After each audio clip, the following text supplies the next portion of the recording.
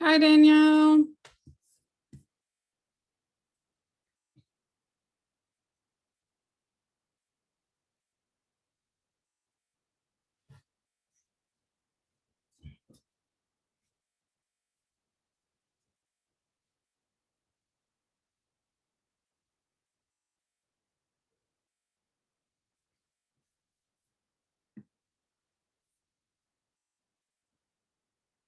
Hi, Natalie.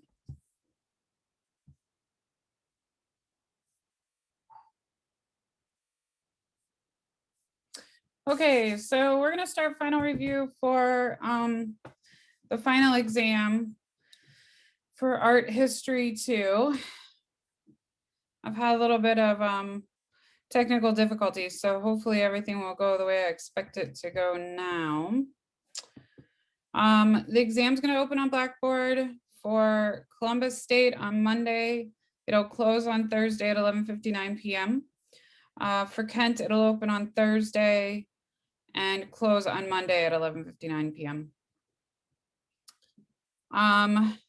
What to do if you miss the exam? If you happen to miss the exam, the bottom line is you may have to take an extension, and you'll need a university recognized excuse in order to make it up. Exam 2 will be in the exact same format as the final exam will be in the exact same format exam 2 was in. So from that standpoint, you've got section A, which is timed multiple choice, and section B, which is a separate timing of extended response. So I told you that. We talked about missing the exam.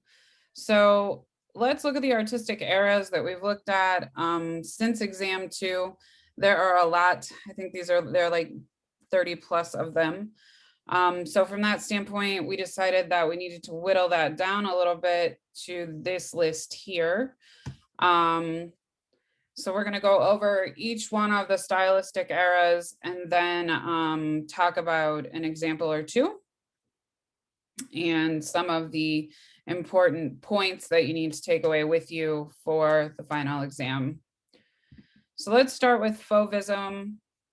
Fauvism was led by Henri Matisse. He was the original leader of the Fauves. Fauvism stood for wild color and was, I think, termed from a critic. There's a blatant disregard of local color in Fauvism. They really aren't trying to capture what was right in front of them so much as the reflective color and the psychology of color. The brushwork tends to be blunt and sort of wide brush strokes. The juxtaposition of color next to each other are colors that are disharmonious. They're striking and they tend to be very unsettling. There is no white or black. Other artists who we studied other than Matisse were Marquet and Roulet. The Fauvists still regard art as a precious thing. And the group that they form opposes the Paris Salon. All right, so let's look at Cubism. Cubism has two different types. One is analytical, one is synthetic. Analytical cubism, you can always tell it's analytical because it tends to use these black, brown, grays, and whites. There really isn't a whole heck of a lot of color. Picasso creates cubism with Baroque, and there's very little recognizable form left in the final painting once it's done. Collaboration in this era of art history is very important. Different styles of art develop based upon collaboration at a special place called Café Gatz. during this time, the new modern art movements are launched from groups of not only artists, but collaboration between philosophers and writers and scientists. The styles that develop are based on like-minded philosophies. Scientific sources for analytical cubism was Albert Einstein and his ideas of special relativity. Cubism art's goal between Picasso and Barak was to capture four-dimensional element. The fourth element is time.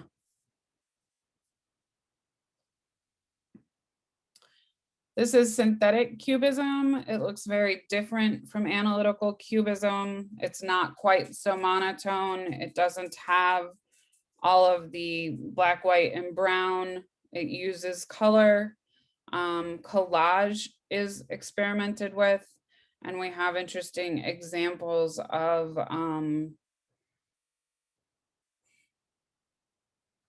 different perspectives. So here you see the bottle as if you're looking directly on at the bottle, whereas the tabletop is turned parallel to the viewer.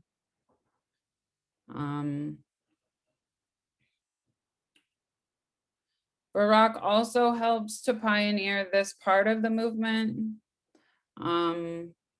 Synthetic cubism is seen as a way to express a new approach. It is revolutionary because there are new artistic materials that are being used. And there are materials that have never been used before. Nobody's ever used wallpaper or cardboard to create a painting. Picasso will use charcoal and all kinds of different medias to create synthetic works of art. So here's the summary of Cubism from more of a written perspective in terms of the chart that I tend to work from. So you can look at it and see the information sort of sorted for you. Analytical cubism, you're looking at those individual planes of an object, and often creating very little recognizable form within the painting.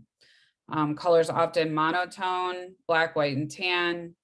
Synthetic looks different. It has an optimistic feel because it is so colorful and it incorporates collage. Other artists who we studied within the Cubist movement were Duchamp. Duchamp straddles Cubism and Dada.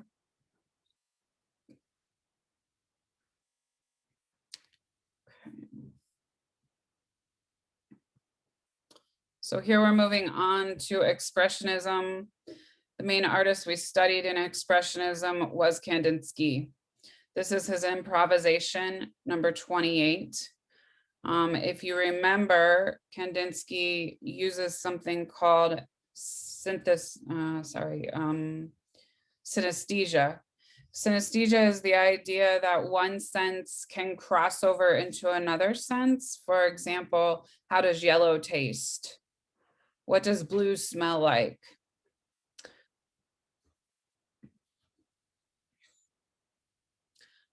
We also study an expressionism, German expressionism, that is fairly prominent. Kirchner is who we typically look at when we talk about German expressionism. Expressionism comes from the ideas of a utopian idealism. They think that they can influence society through art. The expressionists want a return to the sense of community that they think technology has isolated people from. They have this outlook that technology is not a positive thing, it is a negative thing, and that it is basically poisoning society. The first nudist camps come from this particular movement. Kandinsky is an interesting fella. He predicts World War I, and he predicts the bombing at Hiroshima. So people are often sort of, I want to say blindsided, I guess, by the fact that he was such a able predictor. He was deaf. And when he painted, he often laid his head on the piano to feel the vibration of the piano, and he would paint to the vibrations. Expressionists felt that you really could not experience their art without, you couldn't experience their art in the present. You had to be, it was only experienced fully through the subconscious level. Dadaism is the next movement that you'll need to know. Dadaists regard art as a non-precious thing.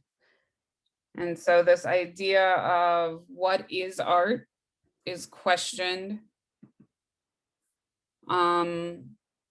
Dadaists feel or seem to have this random nonsensical feel to art because Dadaism was a movement that was a reaction from World War II.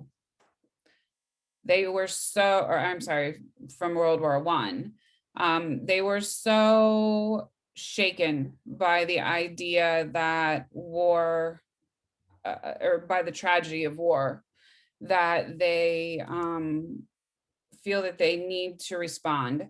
And the response is that the only thing that they can do is respond in a nonsensical manner, because there is no logic, they feel, to war. They felt that mechanization takes over values, and Dadaism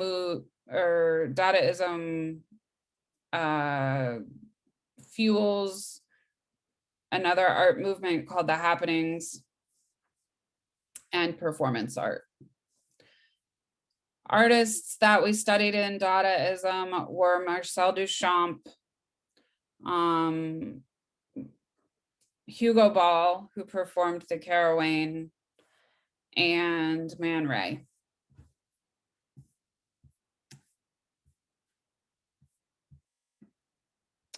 Surrealism is the other one of those famous movements that we study.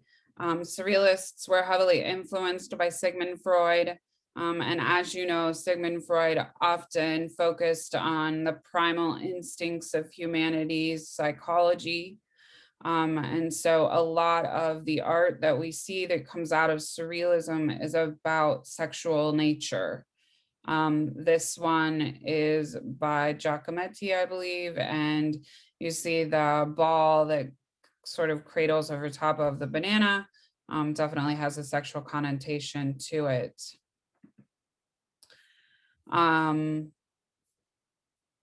They juxtapose things that are not logical to be together. And for example, the ball and the banana. The recognizable forms are often obscured and strange. Think here, Dali's clocks. They like word games. They like things that sort of have an intellectual play to them.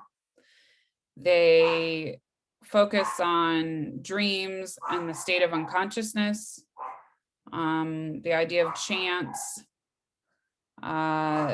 the happenings that result from the surrealist, or I'm sorry, I'm crossing over to Dadaism. There's just a sense of randomness to it. And it's a lot of that is because it's a movement that's experienced through the subconscious. They feel that the only real way to experience art is through the subconscious. In fact, a lot of Dali's paintings we look at, and there's a sexual connotation to them, because a lot of dreaming in dream sequencing has sexual connotation, and it's how he connects to Sigmund Freud. So other artists that we saw that were surrealists were Max Ernst, Marette Oppenheim, she was the only female of the surrealists, and Jean Arp. Bauhaus is one of the more important of the movements that we've studied, and I don't have the little sheet for you. I'm sorry, I'll add it in before I post it to Blackboard. Bauhaus art was run by a man named Walter Gropius. He starts a school called the Bauhaus. Originally, they were just a loose group of artists who were like-minded, and then he starts the school, and so he ends up with this sort of powerhouse of teachers there. Man Ray was one of them, and Walter Gropius really had a sexist view of female artists. He felt that they could be artists, but he wanted them to stay within crafts that were more suited for women, tapestry or weaving, for example, or ceramics. He felt was more acceptable than, say, painting for a woman. The only the only woman who was part of the Bauhaus team was Marianne Brandt. I'm sorry, there were a lot of women that were part of the Bauhaus team, but they sort of stuck to Gropius's ideas of what a woman should do in art. Gropius's own wife was one of those artists. Marianne Brandt was actually a female who they regarded as being equal, as much as equality lent itself into the Bauhaus. And so she creates this teapot, and it follows those ideas of form follows function. Everything is streamlined to the most basic of shapes that are clean and there for a purpose. The Harlem Renaissance we discussed after Bauhaus. It happens in the 1930s and moves to the 1940s-ish. And it deals with the social injustices of the segregation in America. Artists like Jacob Lawrence and Aaron Douglas, we looked at heavily. They were artists that were influenced by Cubism and by African art. The Harlem Renaissance was a movement that was very much like the other modernist movements that we've looked at, sort of a culmination of philosophers, poets, writers, scientists, who all came together in a like-minded manner to create a movement, a philosophical movement in which art was a part of.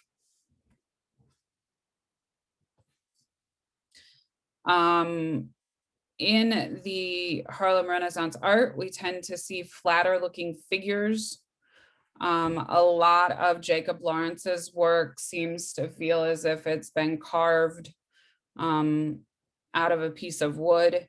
It hasn't, it's a painting usually, but he sort of follows that technique. The spatial depth in the works of art tend to be somewhat skewed. As you can see in this example here by Aaron Douglas, images that pop forward are images that are closest to you in the picture plane, and he does this with an overlapping technique. The silhouette is highly relied upon, meaning the outline of the form of the image.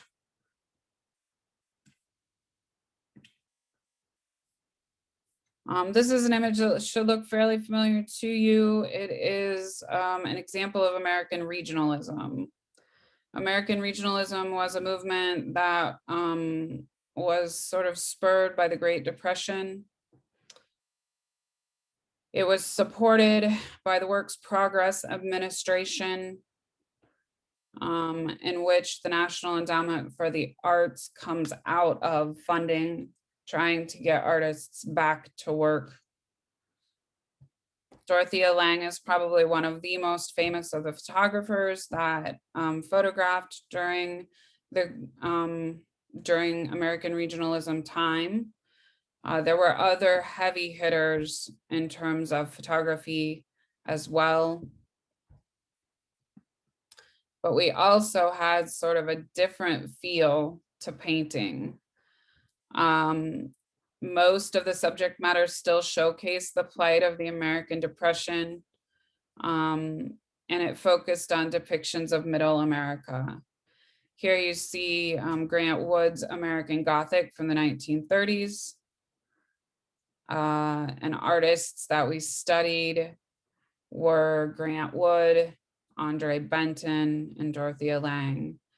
American regionalism as an art form was a rejection of the ideas of totalitarianism.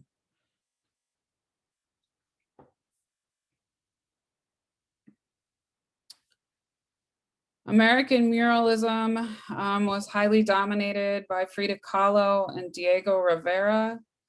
Rivera's work centered around the revolution that happened in Mexico in the late 30s to mid 1940s.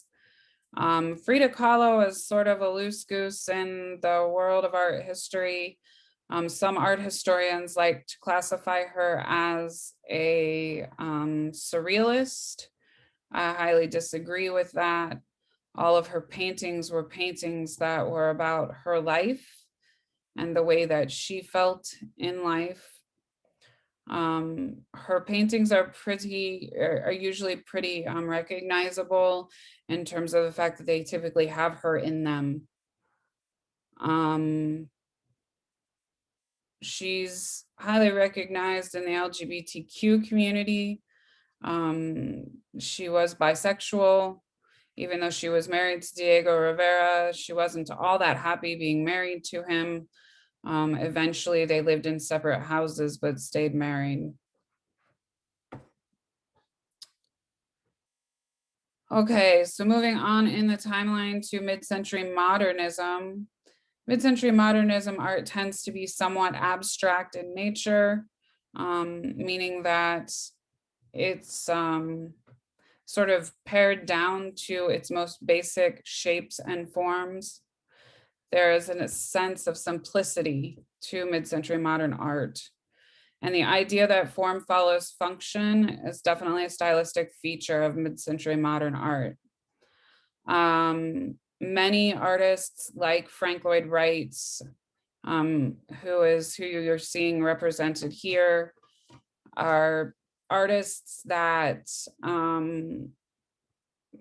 customize their architecture so that it functions, but that it has a very simple, clean line look to it. Frank Lloyd Wright's work is unique in that his goal was for the architecture to flow with the landscape. And so we call his work organic.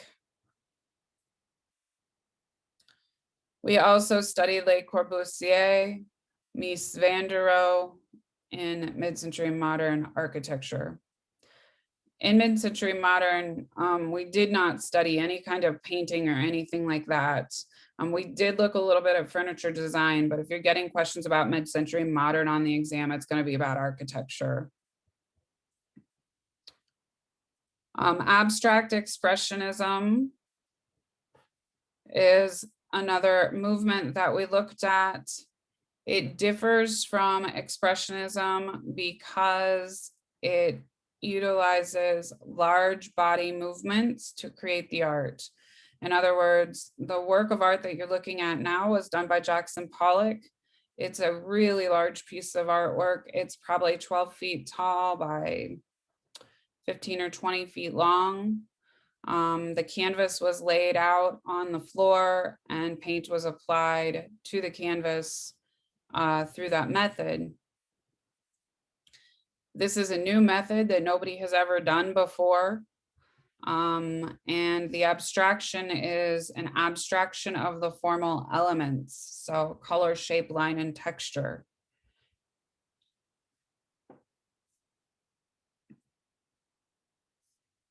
Color field painting was a division of abstract expressionism. We studied artists like Mark Rothko when we looked at color field painting.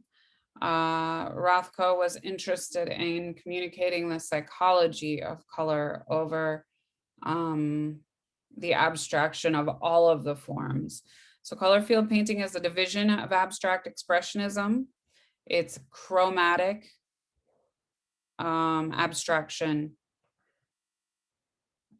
It isolates the color and abstracts the color.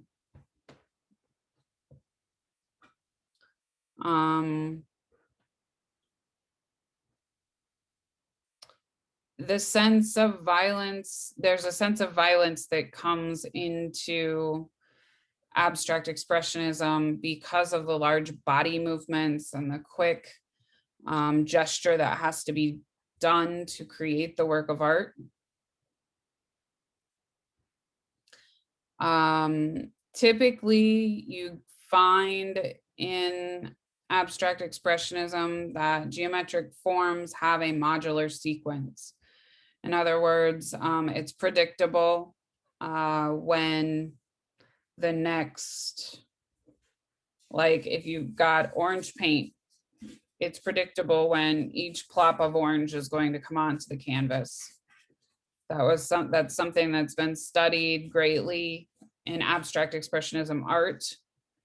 And it's important because scientists have been long fascinated with how the abstract expressionism works. We looked at artists. Yep.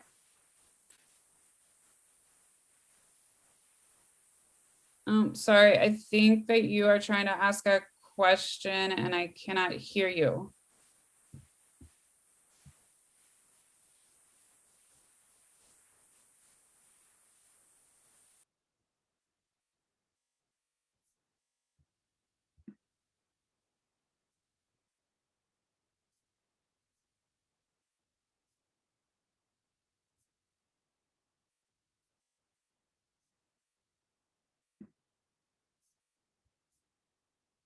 Did you have a question, Natalie?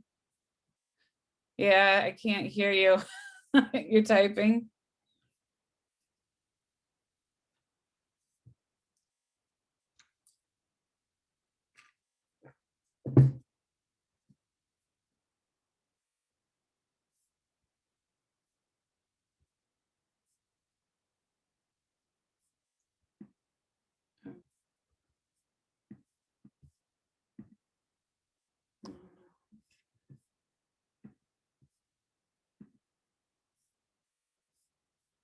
Can you unmute, Natalie?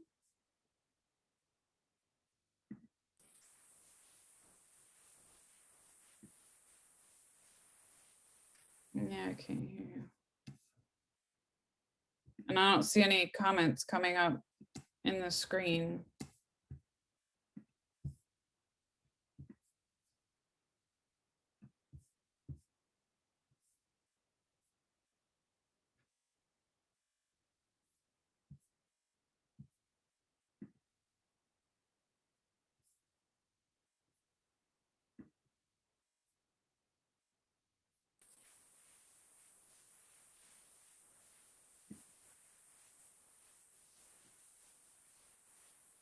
Ah, okay.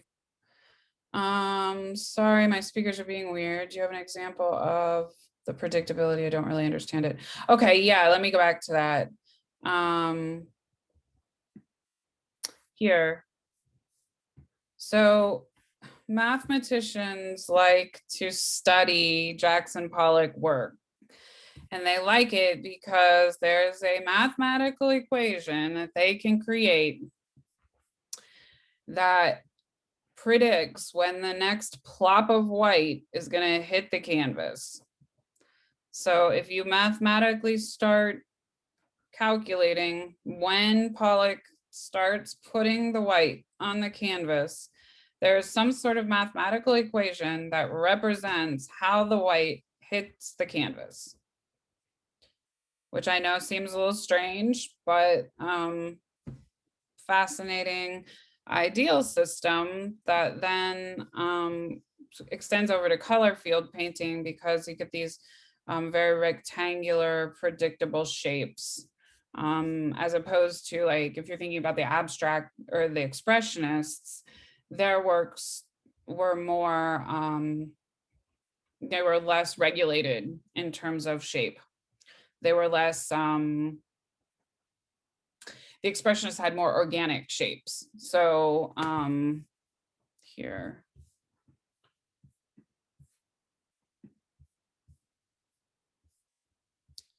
So if you look at expressionism from Kandinsky, you've got all these like gestural shapes, but they're based, a lot of them are based on line, and they're not predictable. Like, just because I know what this line looks like, I can't cover up the canvas and know what the next line looks like.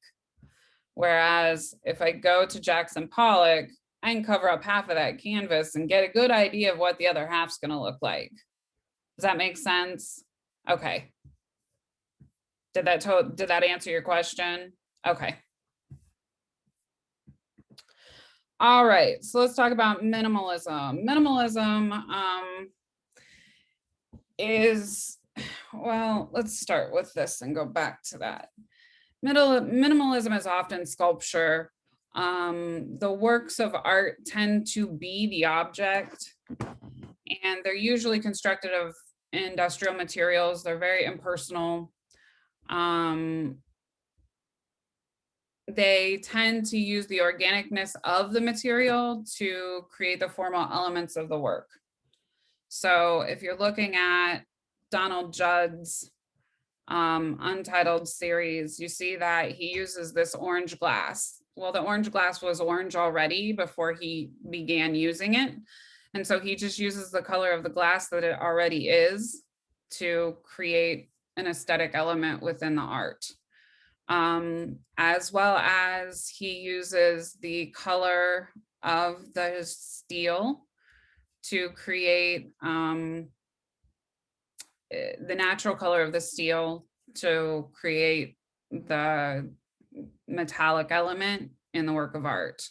A lot of times he's playing with different surfaces. So that he's playing with the shininess of the glass, the opacity of the glass, how see-through it is. He's playing with the juxtaposition of the opacity of the glass to the steel. So the steel isn't see-through, but the glass is. And so he uses those elements to create a work of art that is aesthetically pleasing.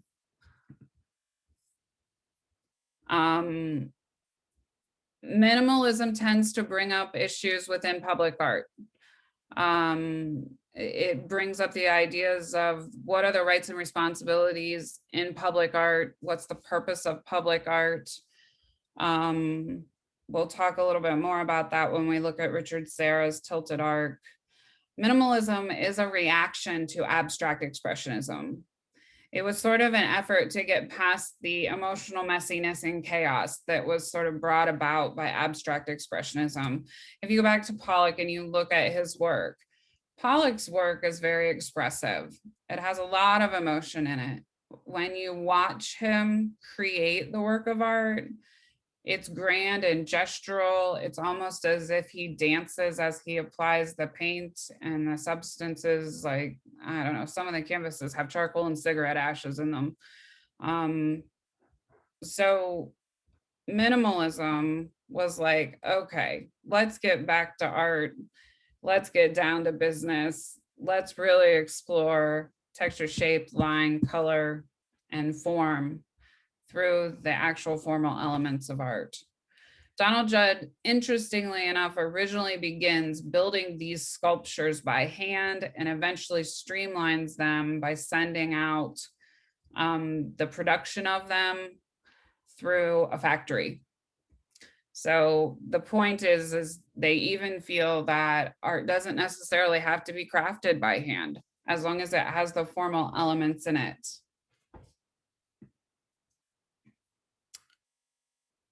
Okay, any questions about minimalism? Okay. Assemblage is a movement that we looked at. We did not look at a whole lot of assemblage art. Robert Rauschenberg is the one that we look at mostly. Assemblage is a type of art in which it's inherently mixed media. That's the idea behind it. You take a bunch of different objects and you put them together and create a work of art. So the work of art that you're looking here that Robert Rauschenberg has created has a big dead vulture in the middle of it. It has paint. It's on a canvas. It has charcoal. It has all kinds of different medias in it. And it was sort of an attempt to use what was already there to create a work of art by arranging things in a way that somebody had never thought of before. Because we didn't look at that much assemblage, it might be touched on in the exam, but it's not going to be a major part of it. All right, so we talk about pop art from the 1960s. The person we always think of when it comes to pop art is Andy Warhol. Andy Warhol is the sort of leader of the pop art movement. We consider him to be the father of graphic design. We also consider him to be the main artist that poses the question, what makes art art? Pop art is a reaction to the mass production of consumerism in America. It's a reaction that somewhat gives a nod to the consumerism, or it uses the consumerism as a basis. For example, this Brillo box that Andy Warhol has created, it is an exact replica of the Brillo soap pads that were mass produced and marketed in the store. He takes the box and decides that he's just going to reproduce that box. It is why he's considered the father of graphic design, because he puts a label on art that says anything that's created is considered art. So he's sort of asking you, well, is the guy that designed the Brillo soap pad box an artist? I think that my students who are advertising and graphic design majors would argue with you, absolutely. Somebody had to have designed the type, somebody had to have designed the layout, and that's Andy Warhol's point. We get sculpture in pop art. Claes Oldenburg is who we studied mostly, that creates sculpture. We also see other artists like Lichtenstein in pop art. We looked at modern photography, post-war photography. So in the very beginning, we looked at daguerreotypes and art of the Civil War, or photography of the Civil War that was staged. This is modern photography that moves way beyond the origins of photography into art. That's a reaction to Stieglitz. That is a reaction to Weston. So, or I'm sorry, a reaction to Dorothea Lange. So there are really two approaches in modern photography that we looked at. We looked at the abstraction approach, in which Stieglitz would take an image of like a cactus and sort of focus close up on it in black and white photography and create a work of art from that image. Sometimes I always say about Stieglitz, he's the only person I've ever, or only artist I've ever known to be able to make a green pepper look sexy. He's able to capture the nuances of the organicness in the photography. That is completely opposite of photojournalist styling. Photojournalist styling is a capturing of exactly what's in front of you, maybe in a little bit of a romanticized way. Artists that we studied that were modern photographers, Diane Arbus was one of the prominent ones that we studied. I think I would just know Arbus for the test. Another movement that we looked at was feminism. Feminism is a movement that is a reaction to the marginalization of women in a patriarchal society. It looks at the idea of privilege, in this case, male privilege. Feminism did not stick solely to privilege of gender. It also explored racial privilege, economic privilege, things like that. Judy Chicago, Barbara Kruger, Cindy Sherman are all artists that we looked at in the feminist period. As far as the artwork goes, it is very distinct between each artist. So when you look at Barbara Kruger's work is very distinctly her style. Judy Chicago's is very distinctly her style. And so I can't really give you a set of parameters of, if I'm looking at feminist art, this is what feminist art looks like. However, it always has a sense of message to it about feminism. For example, in Judy Chicago's Dinner Party, the plates are all shaped like vaginas. Oh, one that I forgot to mention was Anna Mandita. Feminist art is often aimed at a larger audience. Typically it's there to send a message to the whole of society instead of just an individualized person. And it has a persuasive message about the role of women in society. So I promised that we would get back to that comment I made that minimalism tends to beg the question of what is the responsibility of the artist to the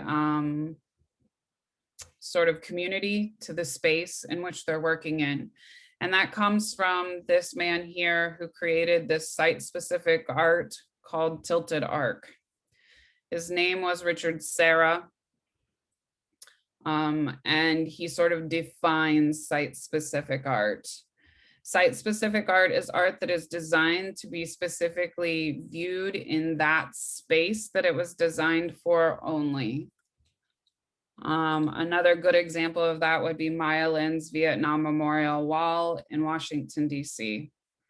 It is a work of art that was designed specifically for that space.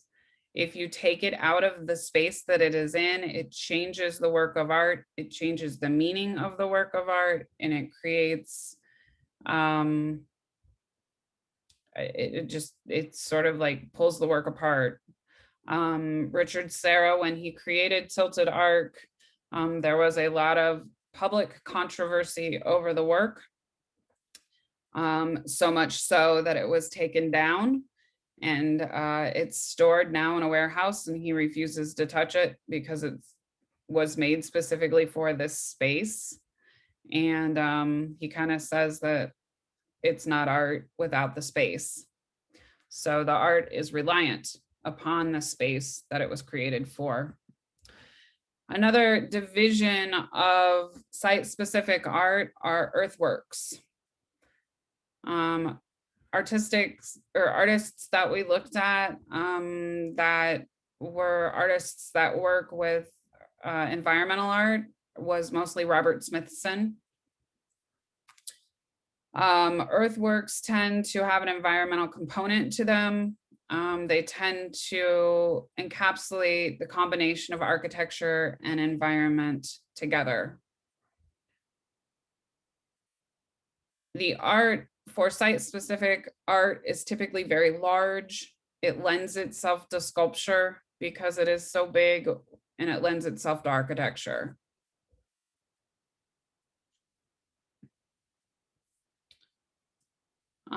Performance art we looked at. If you remember, performance art is born out of the happenings that come from Dadaism. This is Alan Capro's yard. And Alan Capro was one of those performance artists that we talked about. Typically, performance art is one in which someone is producing an action and filming that action or taking live pictures of the action that's being done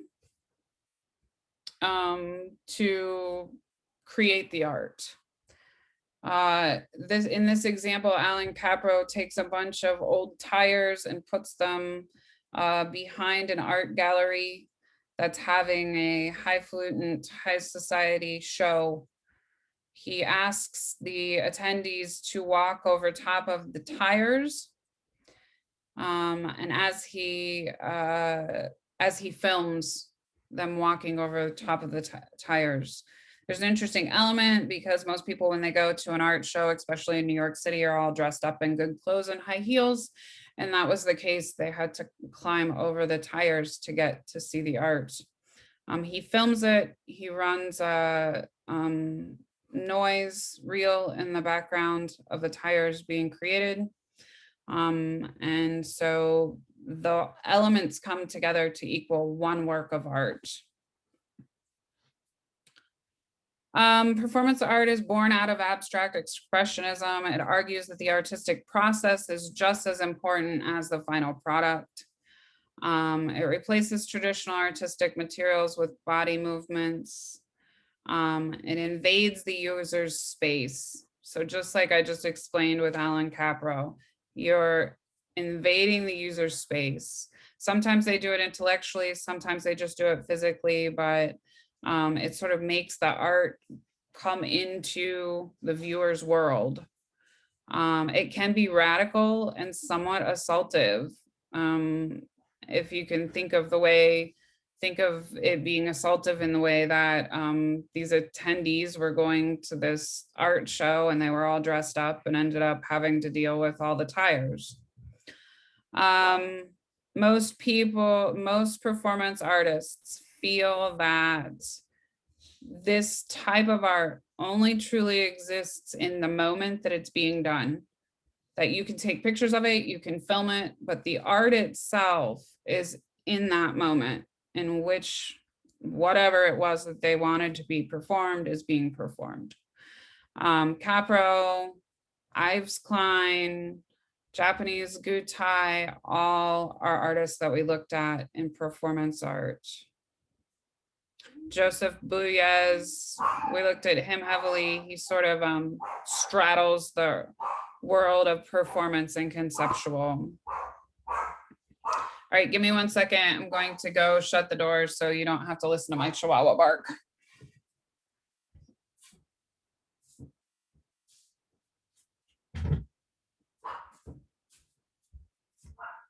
Sorry, the Chihuahua just is not a good part of being at home and working at home.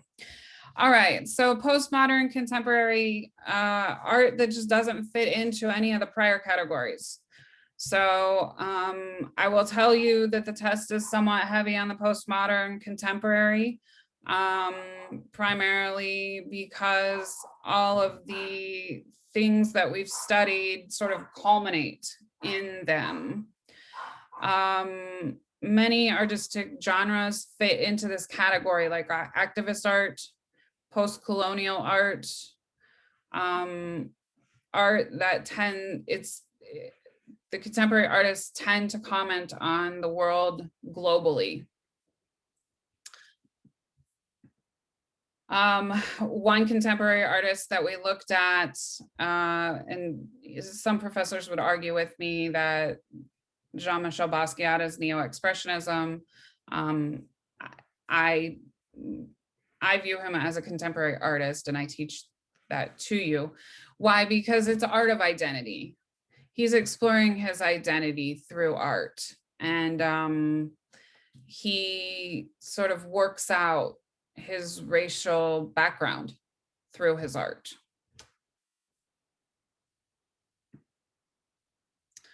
All right, so it's your turn. I want you to try telling me what era of art history this particular work of art belongs to.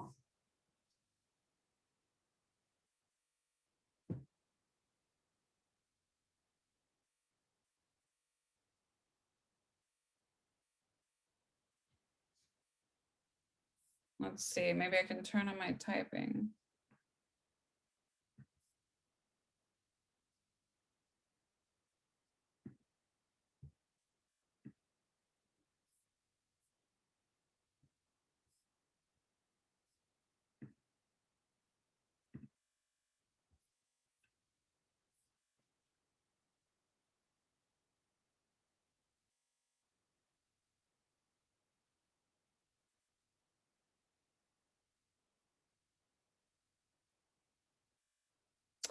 All right, so this is pop art.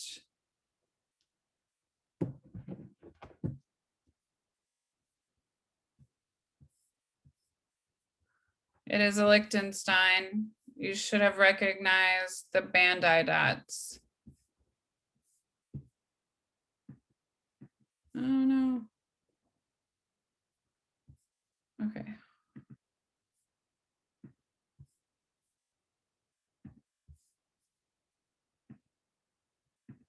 And the next slide tells you it's a Liechtenstein. So if you were looking for a piece to compare it to, you would be looking at the image Hopeless that's in your textbook, or any painting that Liechtenstein does from your textbook works.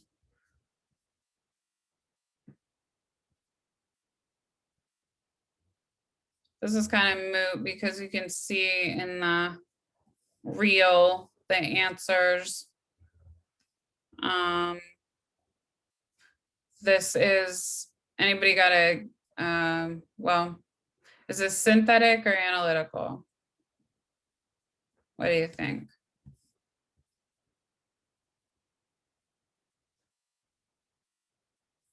Hopefully you said synthetic. It is similar to Picasso's Les Demoiselles d'Avignon. If you were to make a case that Les Demoiselles d'Avignon was actually analytical cubism, I would listen to you. We would have to discuss it.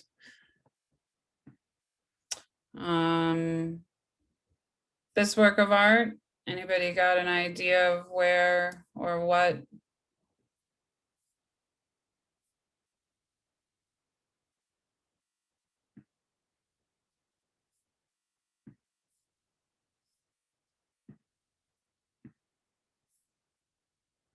All right, this is surrealism, biomorphic surrealism. So you're going to want to know what biomorphic surrealism is. It's a type of surrealism that utilizes the shape of organic matter to create art. You can see that has a play on positive and negative. Images like these that look photojournalistic tend to be American regionalism. But if you told me photojournalism, I would have said you were correct as well. And this is one of Barbara Kruger's works, which is feminist. So you can see that Barbara Kruger has a very distinct style, all of her own.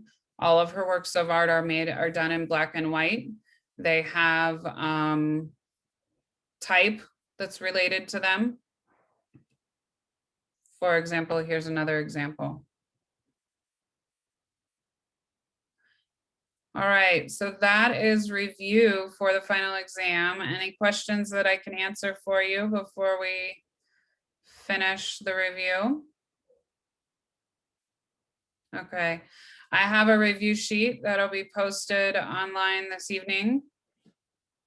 And looks like we're all set that way. You did record this, correct? It has been recorded, yes. Okay, because I had some stuff come up. I had to step away from the computer. That's okay. Yep, it's been recorded, so you can look back at it and see or listen to it. All right.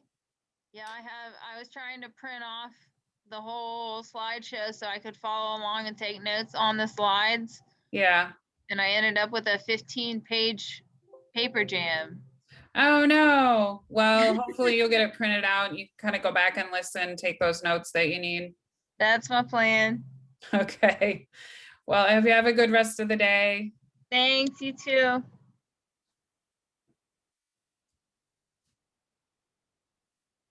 All right, Natalie, I'm gonna say goodbye now.